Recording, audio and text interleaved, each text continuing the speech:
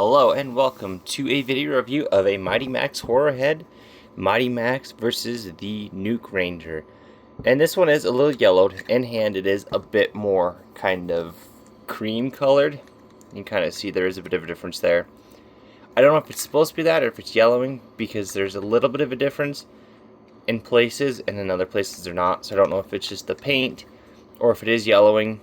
It's a lot worse on camera. I'm looking through the viewfinder to make sure. It's a lot worse on camera, than it is in hand. You got the nice bloodshot eyes, you got the gas mask, you got some nice kind of like factory or city detail, got some silver detail. And pardon my sniffling, I'm not feeling the greatest. If you're not familiar with Mighty Max, these were little sets that folded up into basically little heads, or the Doom Zones folded up into different things. One was a hand, a zombie hand, and a few other things. But what you would do with them is you'd open them up, and they were kind of like Polly Pocket in a way. So we'll remove the Nuke Ranger's vehicle. Mighty Max fell out. The Nuke Ranger himself. We'll take a look at them here in a second. So you got all this nice detailing down here. You got what I assume is the main reactor. You got all the circuitry and stuff, and you have all the skeletons. I don't know why my camera doesn't want to focus on that. Lots of nice detail for as small as it is. I mean, we'll bring in a Marvel Legends. You can see a pretty small set, but very detailed. And the story, I believe, is that Mighty Max warps in. If you've never seen the show, he kind of warps around through the portals because he's the mighty one, I believe. And he hides behind one of the skeletons and throws it at the Nuke Ranger, is how he beats the Nuke Ranger. If you read the comics that are packed in, it's pretty much how everything goes. Either he jumps out of the way or throws something. In hand, these are a lot more vibrant neon yellow, yellowish green, than on camera. All of this is a little more vibrant. But we'll take a look at Mighty Max himself. And the set, if you have this too far back, does kind of like to tip back. But here we have Mighty Max with his little pink hat. Kind of wonky in the face there, but as small as he is, I mean, he's a little bit bigger than my thumbnail. He's tiny.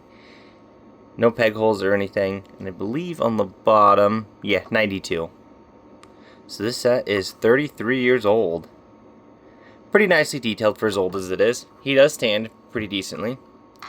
We'll bring in the Nuke Ranger, who does have articulation. His legs do fold up. I would be careful because of how the plastic feels after all this time. So if you do get one of these sets, they feel fragile because of how old they are. But you can see his little gas mask. He's got his gun there. A little bit of painted detail on the back. Got a little purple stripe.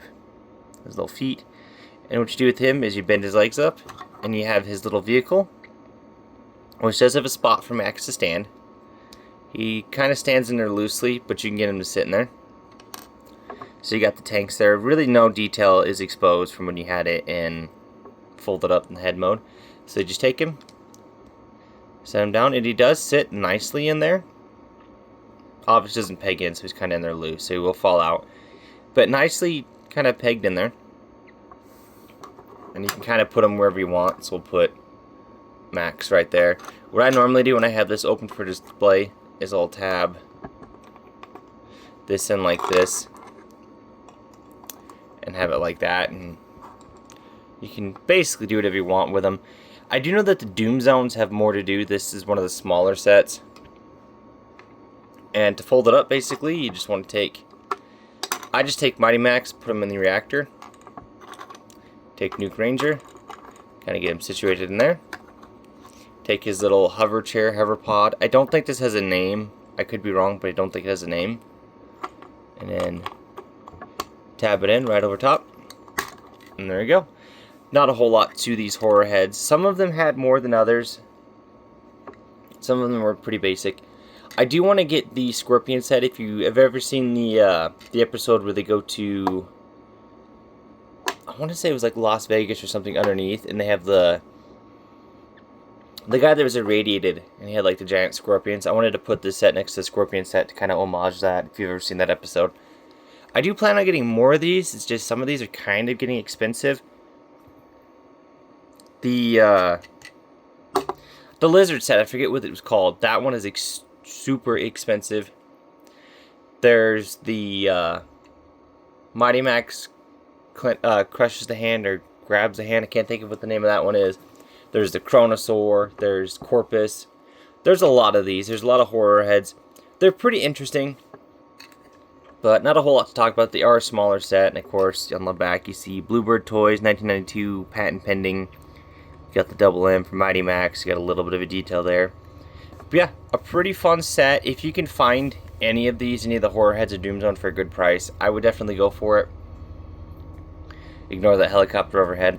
The Mighty Max one that turns into a lizard is super expensive. I've only seen it for about 110 to about 95. Incomplete. I've never found a complete one. If you see these out and about, you're probably going to get them incomplete. I've seen this set a lot with nothing to it, so sometimes we'll see it like this, which isn't bad.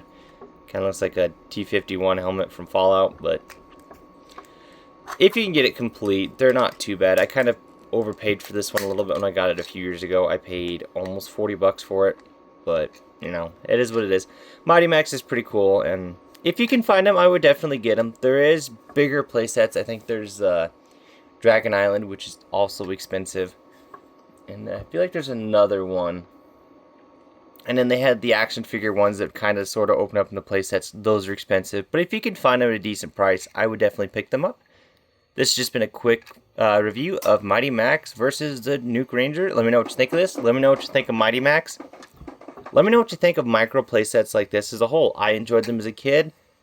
They're not really a thing anymore, but let me know.